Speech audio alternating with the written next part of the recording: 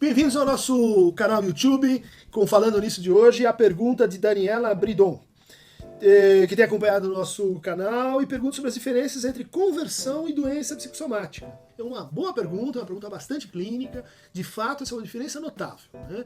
A conversão, tal qual Freud descreveu nas suas pacientes histéricas, estudos sobre histeria, e também com os estudos que ele fez com Charcot, em Paris, elas sofriam ou de conversões motoras, por exemplo, a astasia abasia, em Elisabeth von Ehring, né? A incapacidade de levantar-se e sentar-se, né? Ou então tiques, né? Como a gente vê em Amy von Ehring. Ela precisava fazer um chiado com a boca antes de falar. Ou seja, são conversões de tipo motor. Existe um segundo grupo de conversões, são as conversões sensoriais. Então, anestesias, né? Hiperestesias, então uma supersensibilidade, né?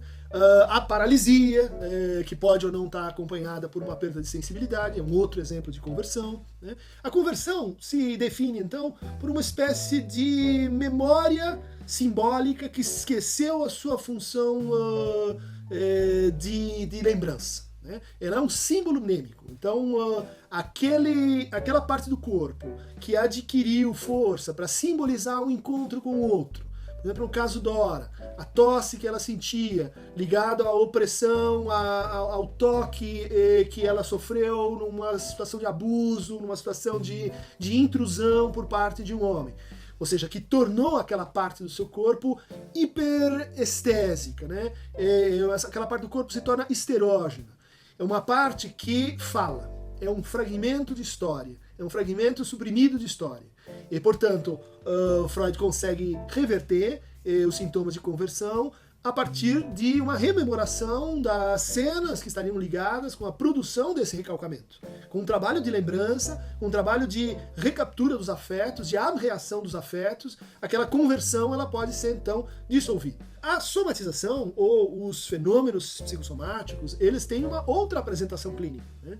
Em vez de, quando instado a falar sobre uma psoríase, sobre uma retocolite ulcerativa, sobre uma úlcera, uma alopécia, o sujeito se relaciona com aquele fato no seu corpo de uma maneira muito distinta de uma conversão. Ele, curiosamente, não vai atribuir nenhum sentido àquilo.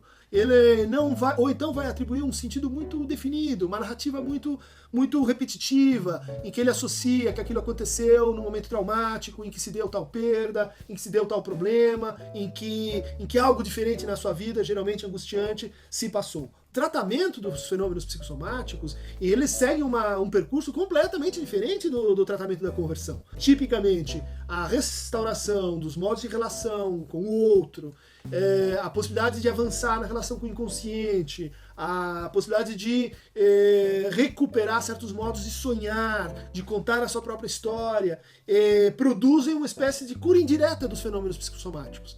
Eles cedem, eles melhoram, mas não da mesma forma, né, como as conversões histéricas, que melhoram quando aquela palavra que está ali presa e amordaçada, ela é reconhecida e ela vem à luz. Não é isso que se passa no fenômeno psicossomático. Ele não é um pedaço de história que está ali comprimido. O Lacan diz, ele é como se fosse um número, ele é como se fosse uma cifra, é como se fosse uma tatuagem feita por alguém, sem que a gente se desse conta, ou da intenção, ou da historicidade que está ali envolvida.